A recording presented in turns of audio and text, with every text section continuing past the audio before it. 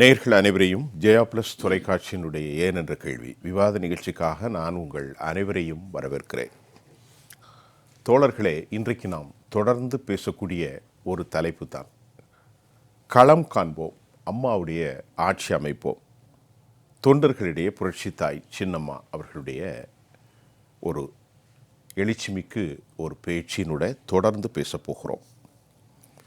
நாம் தொடர்ந்து இதில் பேசுகிற போது அதிமுகவினுடைய கடந்த கால வரலாறும் எப்படிப்பட்ட துரோகங்களும் எப்படிப்பட்ட கயமைத்தனங்களும் நடைபெற்றது என்பதை உள்வாங்கி கூட அம்மாவுடைய காலத்திலும் இன்றும் அந்த இயக்கத்தினுடைய மாபெரும் சரிவிற்கான பின்னணி என்ன? பொறுமைக்கும் எல்லை உண்டு, அடக்குமுறைகளுக்கும் எல்லை உண்டு.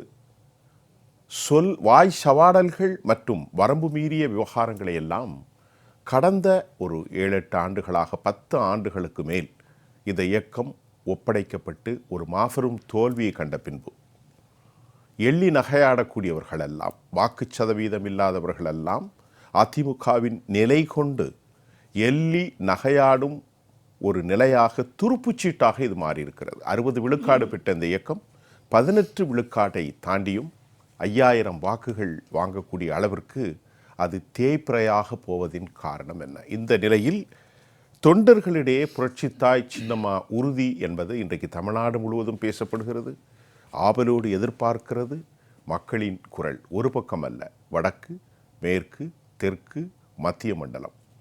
இதில் நிறைய புதிய விஷயங்களை பேச போகிறோம். எங்களோடு இன்னைக்கு திரு நா. மோகன் வழக்கறிஞர் அவர்கள் எம்மோடு இணைகிறார். ஐயா அவர்களை வரவேற்கிறேன். ஐயா வாங்க. அதே போன்று எம்முடைய வெளிப்புற படப்பிடிப்பினூடே அதிமுகவின் சார்பில் வழக்கறிஞர் இளந்தமிழ் ஆர்வலர். இளந்தமிழ் சார், உங்களை நான் வரவேற்கிறேன். ஐயா வாங்க. வணக்கம். ஐஜேகேனுடைய ஊடகச் செயலாளர் மரியாதைக்குரிய நித்யானந்தம், பொருளாதார நிபுணர் ரவிசங்கர். வணக்கம். வணக்கம். மோகன் சார், நான் இன்னைக்கு வரவேற்கிறேன். ஒரு பூரணப்படுத்தப்பட்ட கட்சியினுடைய ஒரு விசுவாசியாக உங்களை நான் பார்க்கின்றேன். அம்மாவுடைய காலத்திலிருந்து மிகச்சிறந்த ஆளுமையோடு பயணித்திருக்கிறீர்கள். உங்களை பற்றியும் இன்றைக்கு நீங்கள் வந்து அமர்ந்திருந்தது என்ன காரணம், என்னை பற்றி சொல்லுங்கள். இன்றைக்கு ஜெயா பிளஸ் நேயர்களுக்கு அன்பான வணக்கங்கள். களம் காண்போம், அம்மாவின் ஆட்சி அமைப்போம், தொண்டர்களிடம் புரட்சித்தாய் சின்னம்மா உறுதி. அருமையான தலைப்பு. இந்த நேரத்திற்கு மிகச்சரியான தலைப்பு. நான் என்றைக்கு அம்மா அவர்கள் அறிவித்தார்களோ அன்றிலிருந்து என்னை போன்று அமைதியாக 9 ஆண்டுகள் ஒதுங்கி இருந்த தொண்டர்களுக்கெல்லாம் ஒரு புத்துணர்ச்சி ஏற்பட்டது போல் உணர்கிறேன். நான் இன்றைக்கும் சந்தித்து வந்தேன். இன்று மாபெரும் கூட்டம் அங்கே போயஸ் கார்டனில். அங்கிருந்து தான் அம்மாவிடம் ஆசி பெற்று வந்தேன். நேற்று முன்தினம் சந்தித்தேன். அம்மா அவர்கள் இல்லாத குறையை சின்னம்மா அவர்கள் இதய தெய்வம் டாக்டர் புரட்சி தலைவி அவர்களின் உருவத்தில் நாங்கள் பார்த்தோம். நிச்சயமாக இந்த அனைத்திந்திய அண்ணா திராவிட முன்னேற்றக் கழகத்தை மீண்டும் ஆட்சியில் அமர்த்த வேண்டும். திராவிட முன்னேற்றக் கழகத்தை, தீய சக்தி திராவிட முன்னேற்றக் கழகத்தை ஆட்சியிலிருந்து அகற்ற வேண்டும் என்றால் சின்னம்மா ஒருவரால் மட்டுமே முடியும். ஏனென்றால் 1983ஆம் ஆண்டிலிருந்து புரட்சி தலைவி அம்மாவோடு பயணித்தவர்கள். புரட்சி தலைவரை நம் அனைவருக்கும் தெரியும், புரட்சி தலைவியும் அனைவருக்கும் தெரியும். ஆனால் புரட்சி தலைவருக்கும் புரட்சி தலைவி அம்மாவிற்கும் விசுவாசமாக நேரடியாக தொடர்பில் இருந்த ஒரு அரசியல் மாபெரும் சக்தி இதய தெய்வம் டாக்டர் புரட்சித்தாய் சின்னம்மா அவர்கள். கரைதனை மீறிய காட்டாற்று வெள்ளமாய் ஒரு பல பேர் ஓடியும் இருக்கலாம். கட்டி அணைத்த இவரது கரங்களை, தட்டி கொடுத்த இவரது கரங்களை சுட்டதீயாய் சுட்டும் இருக்கலாம். யார்தன் நெஞ்சில் காயம் செய்ய நினைத்தாலும் நியாயம் செய்யவே நினைக்கும் பிள்ளை, தான் பெற்ற பிள்ளை பல்பற்றி கடித்தாலும் பால் சுரக்கும் அன்னையின் இதயம் அவரது இதயம் என்பதை நான் நெருங்கி 2 நாட்களாக சந்தித்த போது கண்டுகொண்டேன். ஆகவே தாயுள்ளம் கொண்ட புரட்சி தலைவி சின்னம்மா அவர்களால் மட்டும்தான் களம் கண்டு தொண்டர்களை ஒருங்கிணைத்து அனைத்திந்திய அண்ணா திராவிட முன்னேற்ற கழகத்தை மீண்டும் ஆட்சியில் அமைக்க முடியும். அம்மாவின் பொற்கால ஆட்சி மீண்டும் அமைய அனைத்திந்திய அண்ணா திராவிட முன்னேற்ற கழக தொண்டர்கள் அனைவரும் ஒன்று திரள வேண்டும் என்ற கருத்துக்கு ஆமோதித்து அனைவரும் அம்மாவை தேடி சாறை சாறையாக வந்து கொண்டிருக்கிறார்கள்.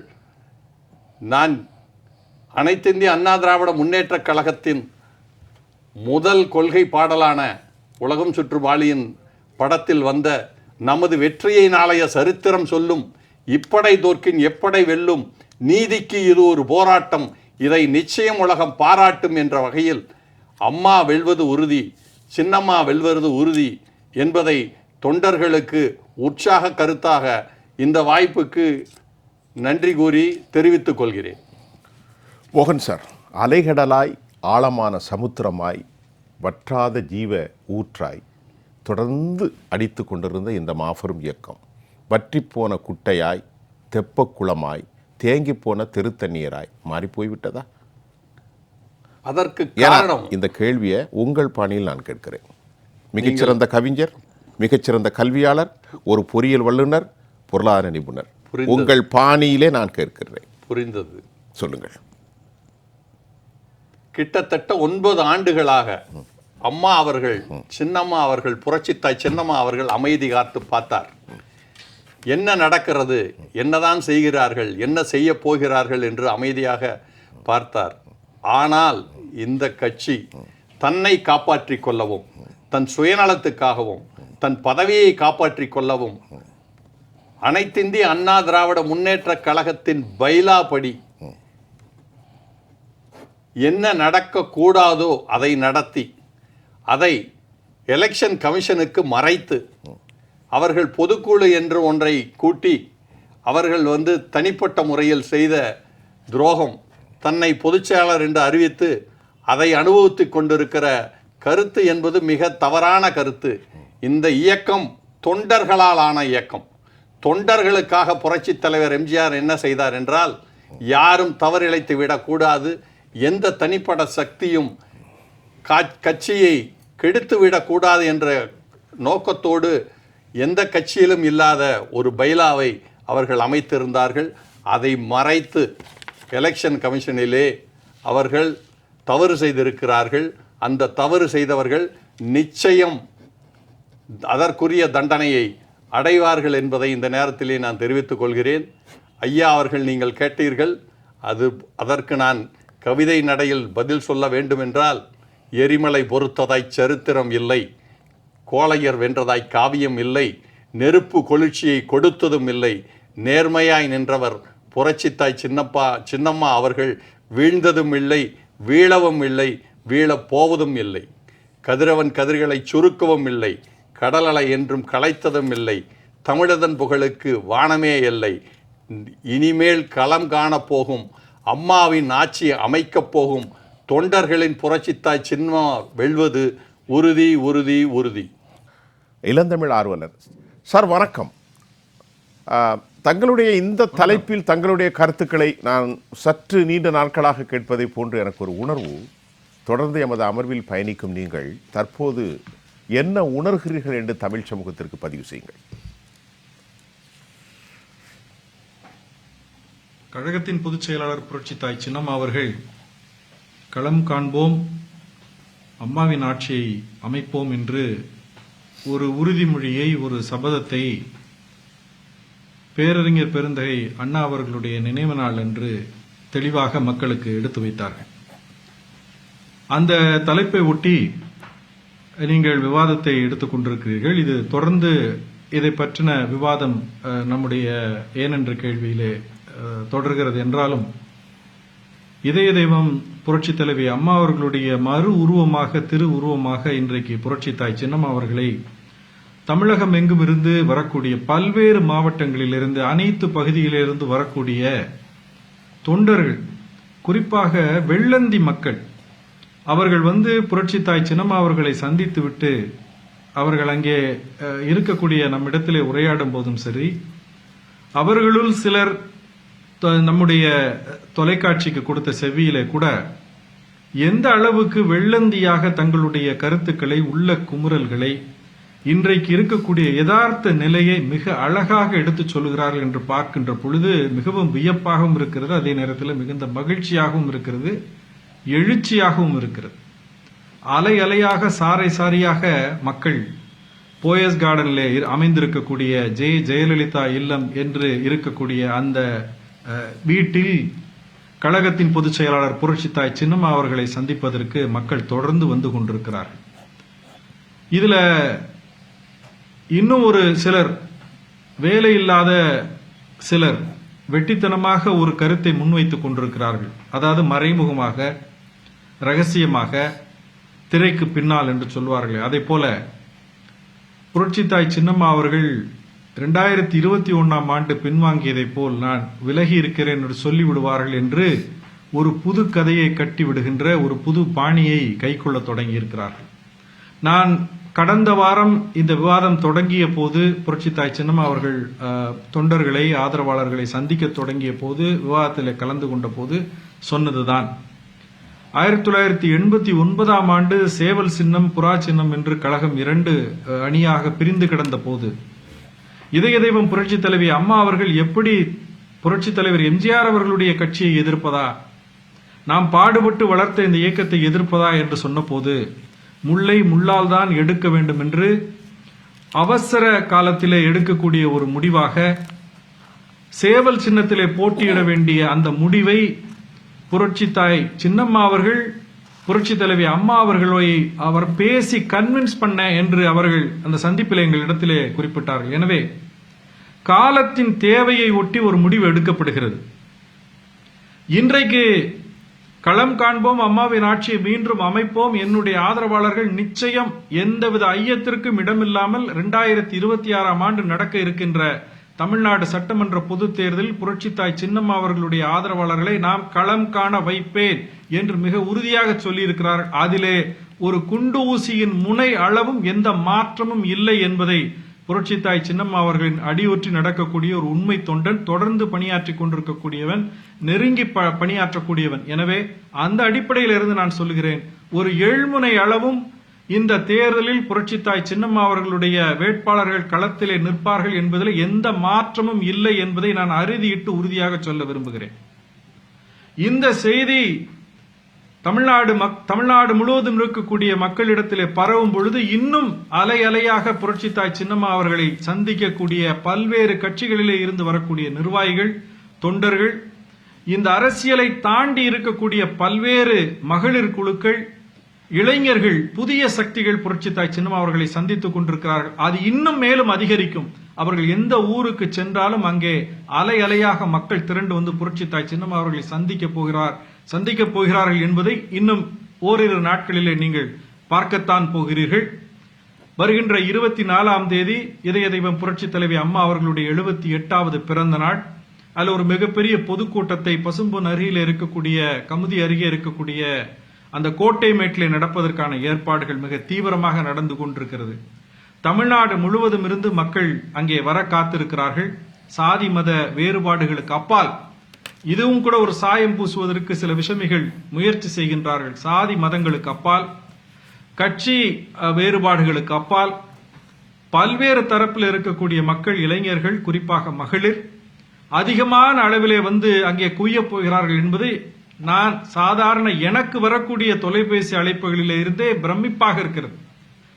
திரு மோகன் வழக்கறிஞர் அவர்கள் கூட குறிப்பிட்டார்கள், 9 ஆண்டு காலம் நான் அமைதியாக இருந்தேன், 2 நாட்களுக்கு முன்னால் நான் புரட்சி தாய் சின்னம்மா அவர்களை சந்தித்தேன் என்று சொன்னார்கள். அதே போல இவர் வந்து ஒரு பானை சோற்றுக்கு ஒரு சோறு பதம் என்பதை போல தமிழ்நாடு முழுவதும் இருக்கக்கூடிய ஒரு ஆதரவாளர்கள் அல்லது கட்சியினுடைய நிர்வாகிகள், புரட்சி தாய் சின்னம்மா அவர்களை நேசிக்கக்கூடியவர்கள் 9 ஆண்டு காலம் அமைதியாக இருந்தார்கள். இன்றைக்கு அவர் சொன்ன கவிதை வரிகளிலே போல, எரிமலை ஒருபோதும் தூங்கி கிடக்காது என்று சொன்னதை போல இன்றைக்கு அவர்கள் வெடித்து கிளம்ப தொடங்கி இருக்கிறார்கள் என்பது கண்ணுக்கு புலனாகிறது.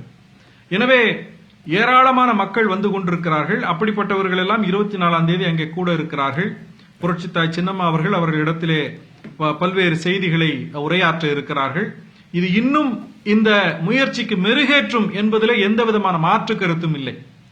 ஏனென்று சொன்னால் புரட்சித்தாய் சின்னம்மா அவர்கள் போயஸ் தோட்டத்திலே அவருடைய இல்லத்திலே சந்திக்கக்கூடிய நிர்வாகிகளே, ஆதரவாளர்களே, அவர்களுடன் கலந்துரையாடும் போது புரட்சித்தாய் சின்னம்மா சொல்லக்கூடிய கருத்துகள், அதாவது ஆட்சி முறை எப்படி மிக மோசமாக இந்த விளம்பர திமுகவினால் நடத்தப்படுகிறது, இது எப்படி அம்மா காலத்தில் எப்படி நடந்தது, ஒவ்வொரு நெருக்கடியான சூழ்நிலையிலே இதய தெய்வம் புரட்சி தலைவி அம்மா அவர்கள் எப்படியெல்லாம் முடிவுகளை எடுத்தார்கள், அதற்கு தான் எப்படி உறுதுணையாக இருந்தேன் என்பதை எடுத்துரைக்கிறார்கள். அதே மாதிரி நிதி நிர்வாகத்திலே மிக மோசமாக நடந்து கொள்ளக்கூடிய திமுகவினுடைய அந்த மோசமான நிலையை எடுத்து சொல்லுகிறார்கள்.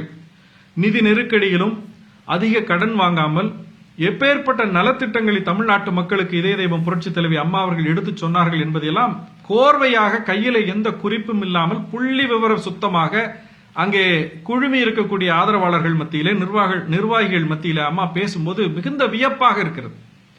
ஒரு சாதாரண கடைக்கோடியில் இருக்கக்கூடிய ஒரு ஏழை குடிமகனின் வேதனையை அறிந்த ஒரு தலைவராக புரட்சித்தாய் சின்னம்மா அவர்கள் இருக்கிறார்கள். அதே மாதிரி ஒரு IAS அதிகாரியோ IPS அதிகாரியோ எந்த மாதிரியான முடிவுகளை எடுப்பதற்கு ஒரு அரசியல் தலைமை எப்படி அவர்களோடு கலந்துரையாட வேண்டும், தங்களுடைய அந்த அரசியல் முடிவை நடைமுறைப்படுத்துவதற்கு எப்படி அதை அவர்களிடத்திலே கன்வே செய்ய வேண்டும் என்பது அளவுக்கு ஒரு பொலிட்டிக்கல் சயின்ஸ் வகுப்பை போல புரட்சித்தாய் சின்னம்மா அவர்கள் தினந்தோறும் நிர்வாகிகளிடத்தில் பேசுவதை பார்ப்பதற்கு மிகுந்த மகிழ்ச்சியாகவும் எங்களுக்கு எழுச்சியாகவும் இருக்கிறது. இப்படிப்பட்ட ஒரு தலைவரை தமிழ்நாடு 9 ஆண்டு காலம் இழந்திருக்கிறது என்பது தமிழ்நாட்டிற்கு ஒரு மோசமான நிலையாக பார்க்கிறேன். அந்த நிலையை மாற்றி அமைப்பதற்கு புரட்சித்தாய் சின்னம்மா அவர்கள் ஒரு மிகப்பெரிய ஒரு தயாரிப்பிலே இருக்கிறார்கள் என்பது அங்கு அவர்களோடு நான் பேசும்போது நமக்கு தெரிய வருகிறது. இந்த கேள்விக்கெல்லாம், இந்த ஏசியங்களுக்கெல்லாம் மிக விரைவில் புரட்சித்தாய் சின்னம்மா அவர்கள் ஒரு விடையை கொடுப்பார்கள். எது எப்படியாக இருந்தாலும் வருகின்ற 2026 நடக்க இருக்கின்ற இந்த சட்டமன்ற பொதுத் தேர்தலிலே புரட்சித்தாய் சின்னம்மா அவர்களின் வேட்பாளர்கள் களம் காண போகிறார்கள். தமிழ்நாட்டு அரசியல் திசை வழியை மாற்றப் போகிறார்கள். இந்த நாட்டினுடைய அனைத்து இந்திய அண்ணா திராவிட முன்னேற்ற கழகத்தினுடைய தலையெழுத்தை மாற்றி எழுத இருக்கிறார்கள் என்பது உறுதியிலும் உறுதி என்பதை என்னுடைய முதல்கட்ட கருத்தாக நான் தெரிவித்துக் கொள்கிறேன். மிக சிறப்பாக திரு இளந்தமிழ் தன்னுடைய கருத்துக்களை தமிழ்நாடு முழுவதும் என்ன நடக்கப் போகிறது, மாயைகளும் பித்தலாட்டங்களும் கயமைத்தனங்களும் கபட வேடதாரிகளுக்கு மத்தியில் மறைக்கப்படாமல் உண்மையை காற்றாற்று வெள்ளம் போல் அதிலே மிதக்கக்கூடிய ஒவ்வொரு சிறு பொருளையும் அடையாளம் காண்பதைப் போல் அதிமுக தொண்டர்கள் அடையாளம் கொண்டு சாறை சாறையாய் தமிழ்நாடு முழுவதும் வரப்போகிறார்கள். அதில் குறிப்பாக பெண்களும் மதம் சாதி இனக்குழுக்களுக்கு அப்பாற்பட்ட பரந்த ஆலமரத்தின் நிழலை போல் அதிமுகவில் வரப்போகிறார்கள் என்ற செய்தியை உங்களுக்கு இந்த செய்தியினுடைய அவர் அறிவித்திருக்கிறார். ரவிசங்கர், உங்களுடைய கருத்தை பதிவு செய்யும். ஆட்சி அமைப்போம், களம் காணுவோம், அம்மாவின் ஆட்சி அமைப்போம். Very good. ஸோ எப்படி அமைக்க போகிறோம், தட் இஸ் வெரி இம்பார்ட்டன்ட். ப்ராக்டிக்கலாக பார்க்கணும் என்ன பண்ண போகிறோம். ஸோ இதில் ADMK NDA கூட்டணி வந்தாச்சு. தென் அதில் இதுக்கு முன்னாடி 2021 எலெக்ஷன், நீ அசம்பிளி எலெக்ஷன் பார்த்தீங்க அப்படின்னா 2021 அசம்பிளி எலெக்ஷனில் ADMK அப்போ இவரெல்லாம் கிடையாது, டிடிவி தினகரன் கிடையாது, OPS கிடையாது, மற்றவங்க கிடையாது. இந்த ஒரே காரணத்துக்காக southern district, southern and central district தமிழ்நாட்டில் அரவுண்ட் 30-35 சீட் இருக்குது.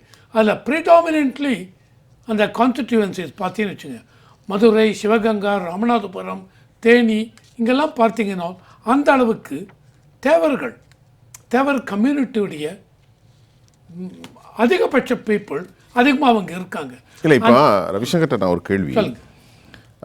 She is not only behalf of the member of such particular community, but also I understand that. இல்ல, நான் நீங்க சொன்னது சரி, பட் தட் அது மாதிரி ஒரு ஃபோக்கஸிங், ஒரு இல்லூஷன் நீங்க பண்ணல. இப்போ இளந்தமிழ் சொல்லும்போது அப்படி ஒரு சித்திரத்தை வரையப்படுகிறது. ஒரு விஷயம் என்னன்னா, நமக்குள்ள பேசுவோம். நான் சொல்றேன், அம்மா இருக்கும்போது இவர் ஒரு பார்ப்பனிய பெண் என்று சொன்னார், நல்ல கவனிங்க. எம்ஜிஆர் இருக்கும்போது இவர் ஒரு மலையாளி பெண் என்று சொன்னார். இது திராவிட முன்னேற்ற கழகத்தின் சூட்சமங்களில் ஒன்று என்பதை நான் தெரிவித்துக் கொண்டே இருக்கிறேன். அறிந்தோ நான் அறியாமலோ என்னோட இதுல இல்ல உங்களுக்கு- நீங்க பேசலாம், உங்களுக்கு யூ ஹேவ் ஆல் ரைட். இல்ல நான் என்னுடைய கருத்தை பதிவு இல்ல, செய்றேன். இல்ல. அறிந்தோ அறியாமலோ இனமும் சாதியும் நம்மை ஒட்டியே வருகிறது, மதமும். கண்டிப்பா. ஆனால் ஒவ்வொரு மனிதனின் கொள்கையும் விசாலமான பார்வையும் அதற்கு அப்பாற்பட்டது. அதில் சரி. டவுட்டே சொல்லுங்க, கிடையாது. சொல்லுங்க, டவுட்டே கிடையாது. சொல்லுங்க. நான் எதுக்கு என்ன சொல்ல வரேன் right. அப்படின்னா, சார் நீங்க இன்னைக்கு எலெக்ஷன்ல ஒவ்வொரு அசம்பிளி இந்த தொகுதியில் நிக்கணும், கொங்கு நாடு அந்த ஸ்டைல நிக்கணும்னா யார எந்த இது Very வைக்கிறீங்க? good, very good. இங்க இவ்வளவு பேர் இருக்காங்க, இவங்க ஓட்டெல்லாம் நமக்கு வரணும். இந்த தொகுதியை மயிலாப்பூர் போறீங்க, டி நகர் போறீங்க, இந்த தொகுதியில சரி இவங்கள நிக்க வைக்கலாம். ஸோ இதெல்லாமே இப்படி தான் பண்ணுறீங்க. நான் என்ன சொல்ல வந்தேன் அப்படின்னா, என்னை பொறுத்த வரைக்கும் கம்யூனிட்டி காஸ்ட் இதெல்லாம் கொண்டே வர மாட்டேன். no barrier. கொண்டையெல்லாம் கொண்டு வர மாட்டேன். எதுக்காக சொல்ல வரேன் அப்படின்னா, எந்த அளவுக்கு ஓட்டு அங்கே ஸ்ப்ளிட் ஆகிறது அதை தான் சொல்ல வரேன். அந்த ஓட்டு ஸ்ப்ளிட் ஆகும் பொழுது 2021 எலெக்ஷனில் எப்படி ஓட்டு ஸ்ப்ளிட் ஆச்சு, ஏன்னா இவர் இல்லை ஓபிஎஸ் தினகரன் இவங்கெல்லாம் இல்லைங்கிறச்ச அந்த சதர்ன் டிஸ்ட்ரிக்ட் அங்கெல்லாம் டோட்டலி இவங்க டாமினேட் பண்ண இடம் ஏடிஎம்கே. இவங்க அந்த ஏடிஎம்கேலாம் மொத்தமாக ஓவரால் எல்லாத்தையும் சேர்த்து அம்மா புரட்சி தலைவி ஜெயலலிதா அவர்கள் அம்மையார் இருக்கும்பொழுது சசிகலா அம்மையார் இவங்க சேர்ந்து அந்த ஆட்சி நடத்தும்பொழுது இந்த சதர்ன் டிஸ்ட்ரிக்ட் சென்ட்ரல் டிஸ்ட்ரிக்ட் இதெல்லாம் வந்து அந்த அளவுக்கு ஏடிஎம்கே கண்ட்ரோல் கீழே இருந்தது. ஆனால் 2021 எலெக்ஷன் அதில் நீங்கள் பார்த்தீங்கன்னு வச்சுங்க, டிஎம்கே ஸ்வீப் பண்ணிட்டாங்க, மேஜர் ஜெயிச்சாங்க. எதனால் ஜெயிச்சாங்க அப்படின்னா, ஏடிஎம்கே அந்த யூனிஃபைடு ஏடிஎம்கே இல்லை, ஒன்றிணைந்து ஏடிஎம்கே இல்லை, அதனால் ஓட்டு சிதறியது. இந்த ஓட்டு சிதறும் பொழுது இதுக்கு தான் சொல்ல வரேன். இப்போது இந்த ஏரியாலாம் இப்போ பார்த்தீங்கன்னு வச்சுங்க, இவங்க சசிகலா அம்மையாரை பொறுத்த வரைக்கும் அவங்களுக்கு நல்ல ஒரு இன்ஃப்ளூயன்ஸ் இருக்குது. Very good. மக்கள் அந்த ஏரியாவில் இருக்க மக்கள், ஏரியாங்கிறது நான் ஒரு 25-30 அசம்பிளி கான்ஸ்டிடியூவன்சி சொல்லுவேன். இந்த 30 அசம்பிளி கான்ஸ்டிடியூவன்சி அதில் வந்து இவங்களுக்கு அந்த மக்களுக்கு அந்த அளவுக்கு இவங்க மேலே ஒரு மதிப்பு ஒரு மரியாதை இருக்குது. ஒரு இவர் மேலே தலைவர் மேலே மதிப்பு மரியாதை இருந்தால் ஆட்டோமேட்டிக்காக ஓட்டு அந்த இவங்களுக்கு போடுவாங்க. இவங்க யாரை கை காட்டுறாங்க, இவங்களை சார்ந்து யார் நிற்கிறாங்க, எவ்வளோ பேர் நிற்கிறாங்க, நிற்கும்பொழுது அவங்களுக்கு ஓட்டு மக்கள் கண்டிப்பாக போடுவாங்க. இது என்ன சொல்ல வரேன் அப்படின்னா, வெரி குட். இந்த எலெக்ஷனில் ஏஎம்கே டிடிவி தினகரன் உள்ளே கொண்டு வந்துட்டீங்க, வெரி குட். இன்னும் ஓபிஎஸ் உள்ளே வரவில்லை.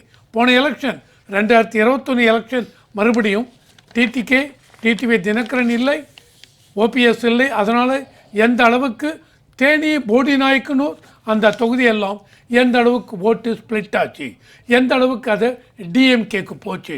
இந்த தடவை நீங்கள் அந்த மாதிரி பண்ணக்கூடாது. ஆட்சி அமைப்போம், அம்மாவின் ஆட்சி அமைக்க போகிறோம் அப்படின்னா, இது அஃப்கோர்ஸ் ஒரு என்டிஏ கூட்டணி, it is being led by ADMK. Very good. ADMK இதில் என்டிஏ கூட்டணி முன்னாடியே சொல்லியாச்சு உங்ககிட்ட, ஜெயித்தால் இபிஎஸ் நீங்கள் தான் சிஎம் சொல்லியாச்சு. இதையும் தாண்டி உங்களுக்கு என்ன பிரச்சனை, எதுக்காக இவங்களை சேர்க்க மாட்டேன், அவங்களை சேர்க்க மாட்டேன், இவங்களை சேர்க்க மாட்டேன். இவங்க உள்ளே வந்தால் நம்ம சொல்ல வரது என்னன்னா, இவங்க உள்ளே வந்தால் இப்போ சொன்னேன் சசிகலா அம்மையார் உள்ளே வந்தால் இந்த தொகுதியெல்லாம் ஒரு 30-35 தொகுதியில் செல்வாக்கு இருக்கிறது. அந்த செல்வாக்கு ஓட்டாக மாறும். இந்த அசம்பிளி கான்ஸ்டிடியூவன்சி அசம்பிளி எலெக்ஷனில் பார்த்தீங்கன்னு வச்சுங்க, 500, 700, 800 ஓட்டு வித்தியாசத்தில் வெற்றி தோல்வி நிர்ணயிக்கப்படுகிறது. அப்போ இவங்களுக்கு அந்த தொகுதியில் செல்வாக்கு இருக்குன்னால் இவங்க உள்ளே வந்தால், என்டிஏ கூட்டணிக்குள்ளே அவங்கள உள்ளே கொண்டு வந்தால் எந்த அளவுக்கு என்டிஏ கூட்டணியுடைய வெற்றி உறுதியாகும் என்பது கண்டிப்பாக சொல்லலாம். அந்த மாதிரி இருக்கும்போது என்ன காரணத்துக்காக நீங்கள் சேர்க்க மாட்டேங்கிறீங்க? மற்றவங்க எல்லாரும் சேர்ப்பீங்க, இவங்களை சேர்க்க வேண்டியது கண்டிப்பாக அவசியம் என்ற காரணத்தை நான் சொன்னேன். This is important. இதுதான் என்னுடைய முதல் சுற்று. ஐஜேகேவினுடைய பொது ஊடக செயலாளர் கண்ணியத்துக்குரிய ஐயா நித்யானந்தம். ஜெயா பிளஸ் தொலைக்காட்சி ஏன் என்ற கேள்வி நிகழ்ச்சி நேயர்களுக்கு என்னுடைய பணிவான வணக்கத்தினை தெரிவித்துக் கொள்கின்றேன். சசிகலா அம்மையார் அவர்கள் இன்றைக்கு தமிழகம் முழுவதுமே பேசக்கூடிய, இந்தியாவிலேயே தமிழக தேர்தல் என்று வருகின்ற பொழுது இவரை தவிர்த்து பேச முடியாது என்று தலைப்புச் செய்தியாக வரக்கூடிய அளவிலே ஒரு காரியத்தை செய்திருக்கின்றார்கள். நான் பல காலமாக இதை சொல்லிக்கொண்டு ஏங்கிக் கொண்டிருந்தேன். அவர்கள் தெருவிற்கு வர வேண்டும், மக்கள் மத்தியிலே வர வேண்டும் என்று சொல்லி. என்னை விட மற்றற்ற மகிழ்ச்சி அடையக்கூடியவர்கள் வேறு யாரும் இருக்க முடியாதுன்னு நான் நினைக்கிறேன். ஏன்னா எனக்கு அவ்வளவு ஒரு பெருமகிழ்ச்சி. இவங்க பொதுக்கூட்டம் பேசுகிறேன் 24ஆம் தேதி, அதுவும் ஜெயலலிதா அம்மையாருடைய பிறந்தநாளை அமோகமாக கொண்டாட வேண்டும், அம்மாவினுடைய ஆட்சியை நிறுவ வேண்டும் என்று அந்த நாளிலே சூளுரைக்க வேண்டும் என்று தமிழகம் இருந்து அத்தனை புரட்சித் தலைவர் ஜெயலலிதா அம்மையார் இவர்களுடைய ரசிகர்களும் வாக்காளர்களும் மக்களும் ஒன்று சேர்ந்து அங்கே வர வேண்டும் என்று அவர்கள் ஒரு அழைப்பை விடுப்பது போல அவர் சொல்லியிருக்கின்றார்கள். அந்த வகையிலே பார்த்தால் பொறுமையின் எல்லைக்கே அவர் சென்று விட்டார். பொறுமையின் எல்லைக்கே சென்று இன்றைக்கு தான் வெளியே வருகிறார். இதுக்கு மேலே பொறுக்கிறதுக்கு ஒன்றும் இல்லை, ஒன்றும் இல்லை. அப்படிதானே? ஆமாம், கண்டிப்பாக. இதுக்கு மேலே ஆம்பிட் இல்லை, இதுக்கு மேலே வரையறை இல்லை, இதுக்கு மேலே பயணிக்க முடியாது. அதாவதுங்க, ஒரு நகைச்சுவைக்காக சொல்லுவாங்க, எப்பவும் கோபப்படுறவனும் மனுஷன் இல்லை, கோபப்படாமல் இருக்கிறவனும் மனுஷன் இல்லை. ரைட். அதனால் என்றைக்காவது எப்போவாவது ஒரு கோபப்படணும். இப்போ அதுக்கான காலம் வந்திருக்கிறது அப்படின்னு சொல்லி நான் கருதுகிறேன். அவங்க வந்திருக்காங்க. இப்போது நிச்சயமாக தீய சக்திக்கு எதிரான எம்ஜிஆர் அவர்களும் ஜெயலலிதா அம்மையார் அவர்களும் என்றைக்குமே சொல்வது திராவிட முன்னேற்ற கழகம் என்று சொல்லவே மாட்டார்கள். முட்டையாக தீய சக்தி திராவிட முன்னேற்ற கழகம் என்று தான் சொல்வார்கள். இந்த தீய சக்தியை ஒழித்து அம்மாவுடைய ஆட்சியை நிறுவ வேண்டும் என்று அவர்கள் சொல்லுகின்ற பொழுது எந்த காலத்திலும் திமுகவை ஒழிக்க வேண்டும், எப்பாடுபட்டாவது ஒழிக்க வேண்டும் என்று அவர்கள் இருக்கிறார்கள் என்பது நமக்கு தெளிவாகிறது. அவர் அரசியலிலே பேச வேண்டிய மொழியிலே புரிய வேண்டியவர்களுக்கு புரிகின்ற அளவிலே இடித்து சொல்லியிருக்கின்றார்கள். இன்னமும் அவர்களுக்கு புரியவில்லை என்று சொன்னால் அவர்கள் அரசியலிலே இருப்பதும் வெற்றி பெறப்போவதும் கிடையாது. மிக தெளிவாக நேரடியாக போய் பிச்சையாக கேட்க முடியும். தெளிவாக சொல்லிட்டாங்க, இந்த ஆட்சியை அகற்றுவதற்கு நான் என்ன வேண்டுமானாலும் செய்வேன், அம்மாவுடைய ஆட்சியை நிறுவேன் என்று நாம் உறுதியேற்போம் சொல்கிற போது மிக தெளிவாக வெளிப்படையாகவே இந்த தீய சக்தி ஒழிய வேண்டும் என்று சொல்கின்ற பொழுது அக்கறை உள்ளவர்கள் என்ன செய்ய வேண்டும்? இந்த தீய சக்தியை எதிர்க்கக்கூடிய சக்திகள் அனைத்தையும் ஒன்று சேர்த்து போராடுபவன் தான் உண்மையான மக்கள் போராளி. உண்மையாக அம்மாவின் ஆட்சியை நிறுவக்கூடியவர்கள், உண்மையாக எம்ஜிஆருடைய ஆட்சியை நிறுவக்கூடியவர்கள். இதில் பிளவு ஏற்படுத்தி கொண்டு நானா நீயா என்று ஈகோ பார்த்து கொண்டு உட்கார்ந்தா நிச்சயமாக அம்மாவுடைய ஆட்சியும் கொண்டு வர முடியாது, எம்ஜிஆர் அவர்களுடைய ஆட்சியும் கொண்டு வர முடியாது. அதனால தான் அவங்க மனம் வெதும்பி இதுக்கு மேல் பொறுமையாக இருக்க முடியாது, இன்னும் ஒரு 5 ஆண்டுகள் திராவிட முன்னேற்ற கழகத்து கையிலே நம் தமிழ்நாட்டை கொடுத்து விட்டால் எல்லோருக்கும் கோமணம் கூட மிஞ்சாது என்பது அவர்களுக்கு தெரியும். சட்டம் ஒழுங்கு கிடையாது, பெண்கள் வெளியே நடமாட முடியாது. இவற்றையெல்லாம் பார்த்து வெகுண்டெழுந்து தான் அவர்கள் இன்றைக்கு நிதானமாக சொல்லியிருக்கின்றார்கள். அந்த கோபத்தை வெளிப்படுத்தவில்லை, அதை தெளிவாக புரிய வேண்டியவர்களுக்கு புரிகின்ற விதத்திலே சொல்லியிருக்கின்றார்கள். விளம்பர அரசு என்று எப்பொழுதுமே சொல்வார்கள் சசிகலா அம்மையார். என்ன விளம்பர அரசு பாருங்கள், இன்றைக்கி அனைத்து பத்திரிகையிலையும் ஒரு பக்கம் விளம்பரம்.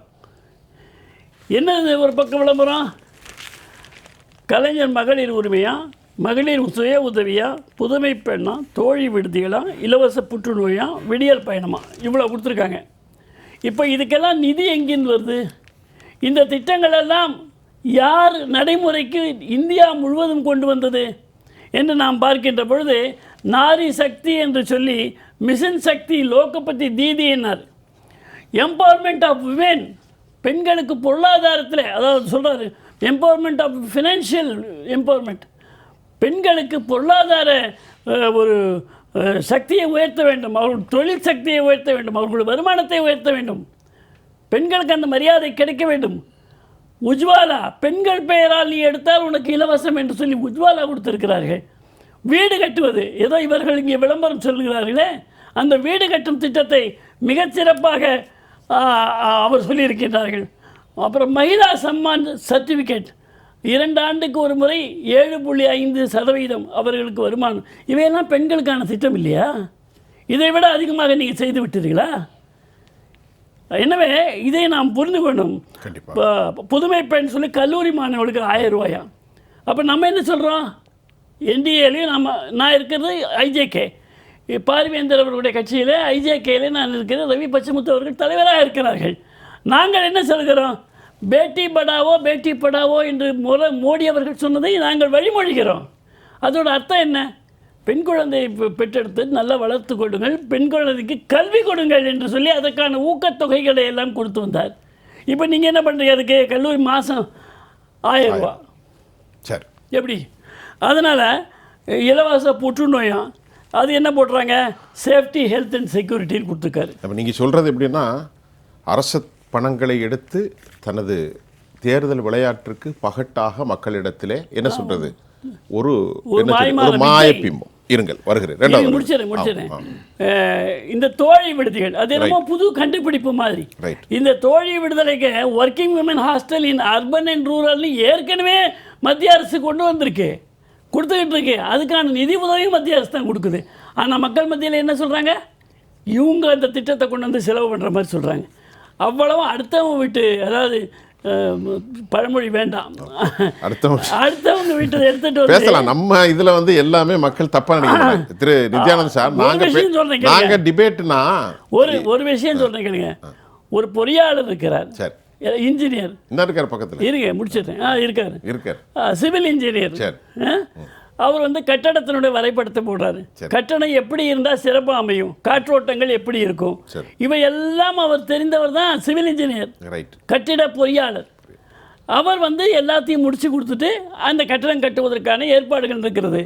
அங்கே கட்டிட தொழிலாளர்கள் அந்த கட்டிடத்தை கட்டுவார்கள். ஆனால் சொல்லும் பொழுது கட்டிட தொழிலாளர் கட்டியது அப்படின்னு சொல்கிறாங்களா, இல்லை பொறியாளர் சிறப்பாக டிசைன் பண்ணியிருக்காருன்னு சொல்கிறாங்களா? ஆக பொறியாளர் அங்கேருந்து டிசைன் பண்ணியிருக்கான், இவன் வந்து கல்லை அடிக்கிட்டு நான் தான் பண்ணேங்கிறான். இவ்வளோதான் விஷயம். பேசும்.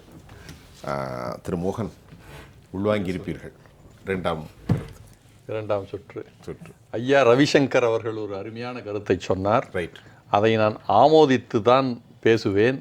ஏனென்றால் மத்திய அரசுக்கு மட்டும் முப்படை அல்ல, புரட்சித்தாய் சின்னம்மா அவர்களை நான் முப்படைகளின் தளபதி என்பேன். ஏனென்றால் தென் தமிழ்நாட்டில் 3 படைகள் உள்ளது. யாருக்கு புரியுமோ அவர்களுக்கு புரியும், தமிழகத்துக்கே புரியும். முப்படைகளின் தளபதி புரட்சித்தாய் சின்னம்மா அவர்கள், அதில் மாற்று கருத்தே இல்லை. ஆனாலும் அவர்கள் எல்லாவற்றுக்கும் பொதுவானவர். புரட்சி தலைவர், புரட்சி தலைவி அம்மா அவர்களின் அனைத்து தொண்டர்களையும், தூங்கி இருந்தவரை தொண்டடிமை பட்டவரை, ஏங்கி இருந்தே 9 ஆண்டுகளும் என்னை போன்று இழைத்தவரை, ஏழையரை ஏனையரை, நாடுகாக்க துடிக்கும் அனைவரையும் தன் அன்பாலும் பண்பாலும் அரசியல் சாணக்கியத்தாலும் தன் அனுபவத்தாலும் களம் காணப் போகும் அம்மாவின் ஆட்சி. அம்மாவின் ஆட்சி என்றால் எத்தனை அற்புதமான திட்டங்கள். தொட்டில் குழந்தை திட்டம் தந்தார், சத்துணவு திட்டத்தை சத்தான உணவு திட்டமாக்கி தந்தார், பிறந்த குழந்தைகளுக்கு 16 பொருட்களை கொடுத்தார், மாணவ செல்களுக்கு மடிக்கணினி கொடுத்தார், சைக்கிள் கொடுத்தார். அது மட்டுமல்ல, ஒரு 4 கிராம் தங்கம் தந்தார் முதலாட்சியில். அதை 8 கிராமாக ஆக்கி 1 பவுன். இன்றைக்கு ஏதோ 5000 ரூபாய் மாதம் 1000 2000 என்று கொடுத்து விட்டதற்காக இவர்கள் மார்தட்டிக் கொள்கிறார்கள். இன்றைக்கு அந்த திட்டத்தை கொண்டு வந்து கொடுத்திருந்தால் அவர்கள் ஒருவருக்கும் 1 பவுன், குறைந்தது 1 லட்சம் 1.5 லட்சம் ரூபாய் ஒவ்வொரு குடும்பத்திற்கும் கிடைத்திருக்கும். அம்மா ஆட்சி என்பது அம்மா உணவகம், அதை சீரழித்து விட்டார்கள்.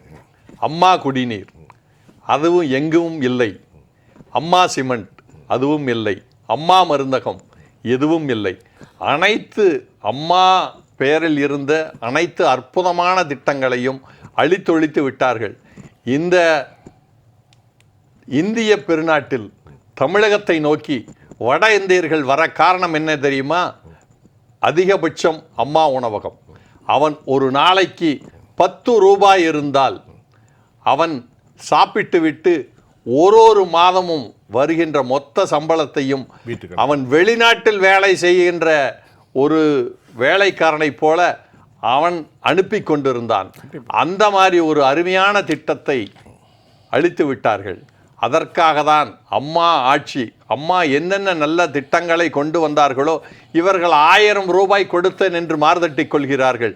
இன்றைக்கு 8 கிராம் தங்கம் 1 பவுன் தங்கம் கொடுத்தால் ஒரு பெண்மணிக்கும் ஒரு குடும்பத்தில் இருக்கிறவர்களுக்கும் 1,50,000 ரூபாய் வரை கிடைக்கும்.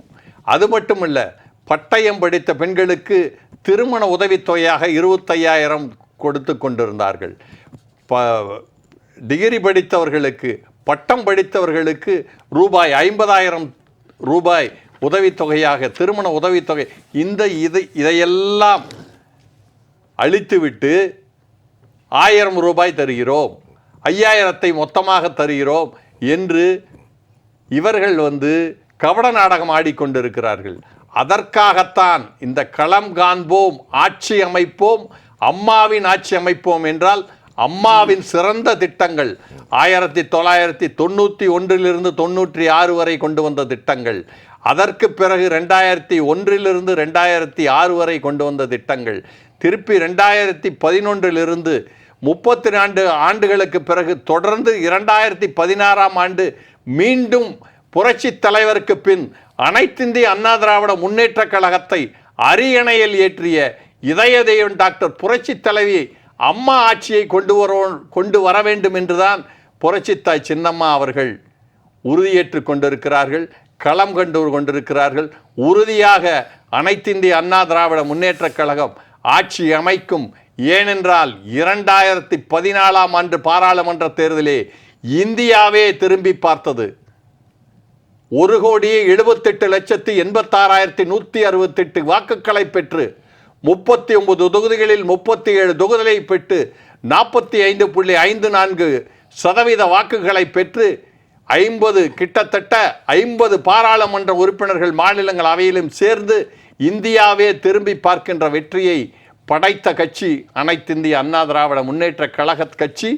அந்த கட்சி ஓட் பேங்க் என்பது என்றைக்கும் புரட்சித் தலைவர் காலத்தில் உருவானது.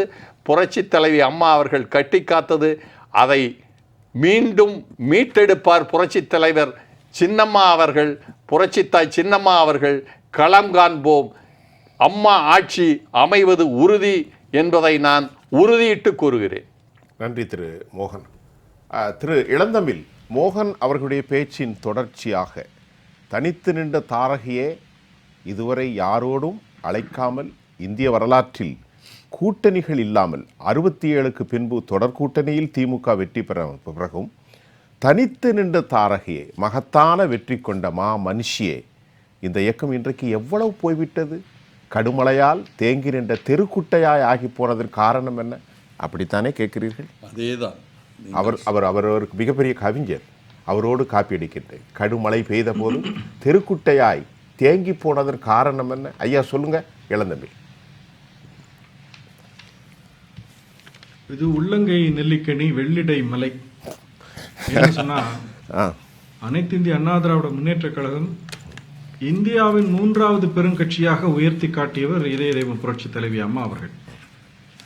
அது மட்டுமல்ல, 1.5 கோடிக்கும் மேலாக உறுப்பினர்களை சேர்த்து ஒரு மாபெரும் சாதனையை இந்திய வரலாற்றிலேயே ஒரு மாநிலத்தில் இருக்கக்கூடிய கட்சி இத்தனை உறுப்பினர்களை கொண்ட ஒரு கட்சியாக இருந்ததில்லை. அப்பேற்பட்ட ஒரு கட்சி இன்றைக்கு நீங்கள் சொன்னதை போல இப்போ என்ன சொல்றீங்க, தெருவில் தேங்கி கிடக்கும் குட்டையை போல் அது நிரந்தரமற்ற.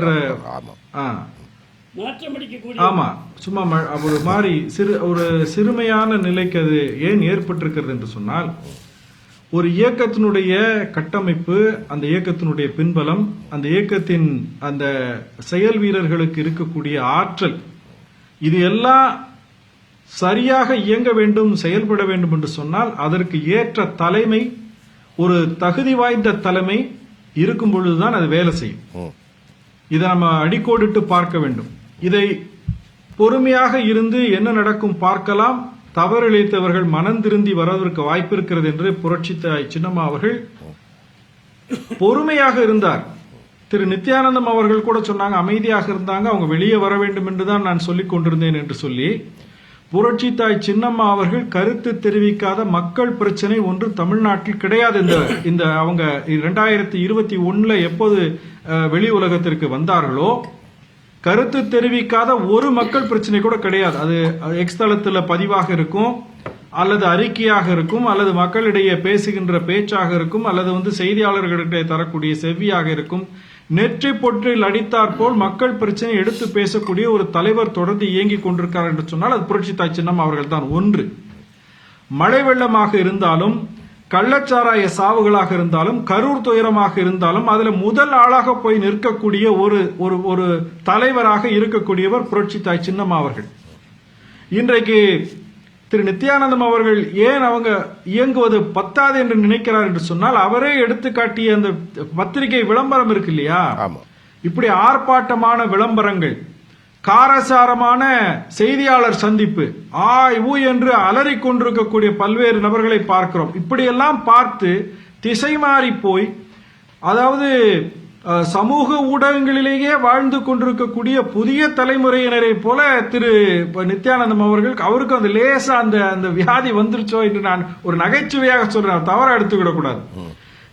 மிகச் சரியாக தன்னுடைய இயக்கத்தை புரட்சித்தாய் சின்னம் அவர்கள், பேரறிஞர் அண்ணா அவர்கள் சட்டமன்றத்தில் சொன்னது போல, எதிர்கட்சியில் இருக்கக்கூடிய காங்கிரஸ் கட்சிக்காரர்கள் mister Anna your days are numbered என்று சொன்ன போது பேரறிஞர் அண்ணா சொன்னார் மை ஸ்டெப்ஸ் ஆர் மெஷர்ட் என்று ஒரு நொடி தாமதிக்காமல் பதில் சொன்ன அந்த பாரம்பரியத்தில் வந்த புரட்சித்தாய் சின்னம்மா அவர்கள் தன்னுடைய ஒவ்வொரு அடியையும் அளந்து வைக்கிறார்கள். அந்த ஒவ்வொரு அடியும் எதிரிகளுக்கு இடியாக இருந்தது என்று சொன்னால் அதை யாரும் மறுக்க முடியாது. கண்டிப்பாக நிறைய சொல்லிக்கொண்டே போகலாம். அதே மாதிரி நம்மளுடைய அனுபவத்திற்கு, நம்மளுடைய எல்லைக்கு உட்பட்டு நம்ம நிறைய எதிர்பார்க்கிற ஒரு தலைவரிடத்துல அவசரப்படுறோம். நம்முடைய அவசரத்திற்கு ஒரு மாபெரும் இயக்கத்தின் தலைவராக இருக்கக்கூடியவர் இயங்க முடியாது. இன்றைக்கு அவசரப்பட்டு எதிரிகளாக இருக்கிறார்கள், துரோகிகளாக இருக்கிறார்கள், இந்த இயக்கம் ஒன்றுபட வேண்டும் என்ற முயற்சியில இருக்கக்கூடியவரை அமைதியாக இருக்கிறார் என்று சொல்லுவது ஒரு சரியான ஒரு அணுகுமுறையாக இருக்காது. நாமும் அவசரப்பட்டு களத்திலே இருக்கிறோம் என்று சொல்லி அவசரப்பட்டு வார்த்தைகளை அள்ளி தெரித்து விட்டிருந்தால் எங்கிருந்து ஒன்றிணைப்பது? அது எந்த தளத்தில் நின்று அந்த கோரிக்கையை வைப்பதால் அந்த முயற்சியை எடுப்பது, இது ஒரு மிகப்பெரிய ராஜதந்திரம். சாமானியர்களுக்கு புரிவதற்கு வாய்ப்பில்லை. எனவே புரட்சித்தாய் சின்னம்மா அவர்கள் மிகச் சரியான வழியில், சீரான முறையில் தன்னுடைய ஒவ்வொரு அடியையும் அளந்து வைத்துக் கொண்டிருக்கிறார். அது எதிரிகளுக்கும் துரோகிகளுக்கும் இடியாக மாறப்போகிறது என்பதை நீங்கள் பொறுத்திருந்து பாருங்க. நன்றி. அதே போல திரு மோகன் அவர்கள் சொன்னார், முப்படைகள் இருக்கின்றன புரட்சித்தாய் சின்னம்மா அவர்களுக்கு பின்னால் என்று சொன்னார். முப்படைகள் இருப்பது உண்மை. அது ஒட்டுமொத்த மக்களுக்குமான காப்பரனாக இருக்குமே அல்லாமல் சாதி மதங்களுக்கு உட்பட்டு இருக்கக்கூடிய ஒரு பார்வையாக ஒருபோதும் இருக்காது. பேரறிஞர் அண்ணா, புரட்சி தலைவர் எம்ஜிஆர், புரட்சி தலைவி அம்மா அவர்கள் வெளியில் புரட்சித்தாய் சின்னம்மா அவர்கள் நிகழ்த்த போகின்ற ஒரு மிகப்பெரிய சரித்திர சாதனையை தமிழகம் பார்ப்பதற்கு காத்துக் கொண்டிருக்கிறது. 24ஆம் தேதி இதுக்கு விடை எடுக்கும் என்பதை நான் முத்தாய்ப்பாக சொல்ல விரும்புகிறேன். நன்றி திரு இளந்தம்பீர் சார். நிறைவு கருத்து சுருக்கமா ரெண்டு பேரும். இவர் மோகன் அவர்களாகட்டும், இளம் தமிழ் ஆர்வலன் அவராகட்டும், ரொம்ப அழகாக அம்மா ஆட்சியில் எந்த மாதிரி எவ்வளோ ஸ்கீம்ஸ் என்னென்னலாம் வந்தது அப்படின்னு சொன்னாங்க. Very good. ஸோ எல்லாருக்குமே இப்போ இந்த பார்க்கின்ற நேயர்கள் எல்லாருக்குமே எஸ் அந்த மாதிரி அம்மாவுடைய ஆட்சி அமைய வேண்டும். அப்படி என்றால் என்ன பண்ணணும்? எலெக்ஷனில் வெற்றி கண்டிப்பாக கிட்ட வேண்டும். அந்த வெற்றி எப்படி கிட்டணும் அப்படின்னால் எந்த அளவுக்கு தி ஸ்ட்ராட்டஜி இஸ் இம்பார்ட்டன்ட். அந்த ஸ்ட்ராட்டஜியை பொறுத்த வரைக்கும் யார் யாரை உள்ளே கொண்டு வரணும், யார் யார் வெளியே இருக்கிறார்கள், அவர்கள் எல்லாரையும் எப்படி உள்ளே கொண்டு வர வேண்டும், அது ரொம்ப முக்கியம். இதை யார் எடுத்து பண்ண போகிறது? என்னை பொறுத்த வரைக்கும் ஏற்கனவே என்டிஏ இந்த பிஜேபி லெவலில் இந்த இதெல்லாம் எடுக்கிறாங்க. இது இன்னும் சரியாக முடியவில்லை. ஆனால் எலெக்ஷனுக்கு முன்னாடி இந்த ஒற்றுமை முடிந்து சசிகலா அம்மையார் அவர்களுக்கு உரிய ஒரு இதை கொடுத்து என்டிஏ கூட்டணிக்குள்ள வலுப்படுத்த வேண்டும். அந்த மாதிரி வலுப்பெற்றால்தான் என்டிஏ கூட்டணி ஆட்சி அமைக்க முடியும். அந்த ஆட்சியில் நீங்கள் சொன்ன மாதிரி அம்மா புரட்சி தலைவர் அம்மா அவர்களுடைய இத்தனை ஸ்கீம்ஸ் இவங்க சொன்னாங்க, எல்லா ஸ்கீமும் நல்லபடியாக அமையணும். அதுதான் கனா காணும் காலம். தேங்க்யூ. இதுதான் என்னுடைய திரு நித்யானந்தம். மருந்தாகி தப்பா மரத்தற்றால் செல்வம் நயனுடையான் கண்பெறின் வள்ளுவன். செல்வம் நல்லவர்களிடத்திலே இருக்குமானால் அது மக்களுக்கு பயன்பெறும். செல்வம் என்பது இங்கே வெறும் பணம் மட்டுமல்ல, ஆளுமையும் செல்வம்தான், கல்வியும் செல்வம்தான், நல்லன யாவும் செல்வம்தான். ஆக அந்த செல்வம் நல்லவர்களிடத்தில் இருந்தால் அது மக்களுக்கு பயன்பெறும், இல்லை என்றால் அது மக்களுக்கு பயன்பெறாது. அன்பகத்தில் உயிர் வாழ்க்கை வன்பார்க்கன் வற்றல் மரம் தளர்ந்தற்றுனா, அன்பில்லாதவனுடைய உயிர் வாழ்க்கை, அவனுடைய பணம், இதெல்லாம் பாலைவனத்தில் இருக்கக்கூடிய யாருக்கும் உதவாத ஒரு மரமாகத்தான் திகழும். அன்பிலார் எல்லாம் தமக்குரிய அன்புடையார் என்றும் எம்ஜிஆர் அவருடைய சினிமாவிலேயே பார்த்துருந்தது. சரிதானே? ஆமாம். ஏன்னா கவிஞரை பக்கத்தில் வச்சுட்டு கவனமாக பேசணும். ஏன்னா வார்த்தைகள் இருந்தாலும் டக்குன்னு பிடிச்சிருவார். அதனால் இந்த குறளின் படி நிச்சயமாக நல்லவர்களிடத்தில் நல்ல சிந்தனை உதித்திருக்கிறது. நிச்சயமாக மக்களுக்கு பயன்படக்கூடிய அளவிலே அவர்களுடைய நடவடிக்கைகள் இனிமேல் நாம் எதிர்பார்க்கலாம். அதிரடியாக எதிர்பார்க்கிறோம். அவர் சொன்னார் இளந்தமிழன், நாம் அவசரப்படலை, எத்தனை காலமாக நம்ம சொல்லிக்கிட்டே இருக்கிறோம். ஏன்னா அவ்வளோ மோசமாக சட்டம் ஒழுங்கு போயிட்டுருக்கு. நமக்கு மக்கள் மேலே இருக்கக்கூடிய ஒரு பாசமும் அன்பும் நம்மளை என்ன பண்ண முடியாது, கையெறிந்த நிலையிலே நாம் இருக்கிறோமே என்ற ஏக்கத்திலே தான் நாம் அப்படியெல்லாம் பேசியது, வேறு ஒரு காரணம் இல்லை. அதே மாதிரி இந்த முப்படை, அப்புறம் இவர் ஒன்று சொன்னது, அதுக்கு அவர் விளக்கம் கொடுத்தது, இதெல்லாம் ரொம்ப எளிமையாக நான் சொல்லணும்னா, அம்மாவை, அதாவது எல்லாருக்குமே தெரியும் ஜெயலலிதா அம்மையார் என்ன செய்தாலும் கூட நம்முடைய சசிகலா அம்மையாரை கேட்காமல் செய்ய முடியாது, செய்ய மாட்டார்கள். ஏனென்றால் மக்களோடு பழகக்கூடிய உணர்வு, மக்களோட பழகி இருக்கக்கூடிய சாதாரண மக்களோட பழகிறதுக்கு அவங்களுக்கு தான் வாய்ப்பு. ஜெயலலிதா அம்மையாருக்கு வாய்ப்பு கிடையாது. சின்ன வயசுலேருந்தே அவங்க வந்து பெரிய ஸ்டார் ஆகிட்டாங்க, அப்புறம் அமைச்சர் ஆனாங்க, சாதாரணமாக போயிட்டு வருவாங்க. ஆனால் நம்முடைய விகே சசிகலா அம்மையார் அவர்கள் சாதாரண மனிதர்களோடலாம் பழகியிருக்கிறாங்க. அந்த ஃபீட்பேக், அது என்ன மக்கள் சிந்திக்கிறார்கள் என்பதையெல்லாம் ஜெயலலிதா அம்மையார்கிட்ட சொல்லுவார்கள். அதுக்காக தான் அப்படி சொல்லும் பொழுது அதற்கான திட்டங்களை ஜெயலலிதா அம்மையார் அவர்கள் திரட்டியிருக்கிறார்கள் என்பதையும் கொண்டு வந்திருக்கிறார்கள் என்பதையும் அவரோடு பேசுகின்ற பொழுது எனக்கு அவரிடம் இருக்கக்கூடிய அத்தனையும் எனக்கு புரிய வந்தது. கண்டிப்பாக இவ்வளவு சிறப்பான ஒரு அனுபவ அறிவு என்பது அந்த அம்மையார் இடத்துல இருக்கிறது. இப்போ நாம் இந்த விஷயத்தை கடைசியாக நான் வந்து முடிச்சுக்கிறேன். அந்த அம்மையார், ஜெயலலிதா அம்மையார் இல்லாத பொழுது, அவர்கள் மறைந்து விட்ட பிறகு யாரை முதலமைச்சராக்கலாம் என்று தீர்மானித்து முதலமைச்சராக்கியது அவர் சார்ந்த ஜாதியை சார்ந்தவர்கள் அல்ல. அதை நம்ம புரிஞ்சுக்கணும் இல்லையா? ஜாதி பார்த்தா யாரை ஆக்கியிருக்கணுங்க? அது வேறு. ஆக அவங்க ஜாதி பார்க்கலைங்கிறதுக்கு மிகச்சிறந்த உதாரணம். அவர்கள் வேறு ஜாதி, அதாவது யாராக இருந்தாலும் மனிதர்கள் எல்லோரையும் சமமாக பாவித்தார்கள் என்பதுதான் இதனுடைய பொருள். அப்படிப்பட்டவர்களை பார்த்து நீ இந்த ஜாதிக்காக மட்டும் இருக்கிற, நீ வந்து இந்த 3 படை உள்ளவங்களுக்கு மட்டும், அதெல்லாம் கிடையவே கிடையாது. ஜெயலலிதா அம்மையார் அவர்கள் ராணிப்பேட்டை போன்ற பகுதியிலே இந்துக்களை நிற்க வைத்து வெற்றி பெற்றார்கள். இந்துக்கள் அதிகமாக இருக்கிற இடத்துல இஸ்லாமியர்களை நிற்க வைத்து வெற்றி பெற்று காட்டினார்கள். இதெல்லாம் ஜெயலலிதா அம்மையார் செஞ்சாங்க. மற்ற கட்சியெல்லாம் எங்கள் மதம், எந்த மதம் இருக்குது, எந்த ஜாதி இருக்குதுன்னு பார்த்து வைக்கிற நேரத்தில் அதிமுகவோட வேட்பாளர் ஜெயலலிதா அம்மையாரோட வேட்பாளர், அதை வைத்து நீ போ, அவ்வளோதான். வெற்றி கண்டார்கள், மிகப்பெரிய ஒரு புரட்சியை ஏற்படுத்தினார்கள், நல்ல திட்டங்களை வழங்கினார்கள். அதனால் நாம் அம்மாவினுடைய ஆட்சி அமைப்பது என்பது அந்த பொற்கால ஆட்சி, பெருந்தலைவர் காமராஜருக்கு பிறகு ஒரு மிகச்சிறந்த ஆட்சி என்பது புரட்சித் தலைவரோட ஆட்சியும், அதை வழியொட்டி அந்த பாதையிலே சென்ற ஜெயலலிதா அம்மையாருடைய ஆட்சியும் தான். அப்படிப்பட்ட ஒரு ஆட்சி மீண்டும் கிடைக்க வேண்டும், அப்படிப்பட்ட அனுபவம் உள்ளவரோட அறிவுரையோடு ஒரு ஆட்சி அமைய வேண்டும் என்று சொன்னால் சசிகலா அம்மையார் அவர்கள் சொல்வதை நாம் வரவேற்கிறோம், அவர்களுக்கு வாழ்த்துகிறோம். நேர்களே, இன்றைக்கு சர்வதேச அளவில் ஹெர்முஸ் வளைகுடாவில் பெரும் பரபரப்பு. அமெரிக்கா ஈரானிய ஆதிக்கத்தின் எழுச்சி. பாரசீக வளைகுடாவில் நாளை என்ன நடக்கப் போகிறது? உலகமே எதிர்பார்த்திருக்கிற இந்த காலகட்டத்தில் தமிழ்நாட்டு அரசியலில் ஒரு மாபெரும் எழுச்சி.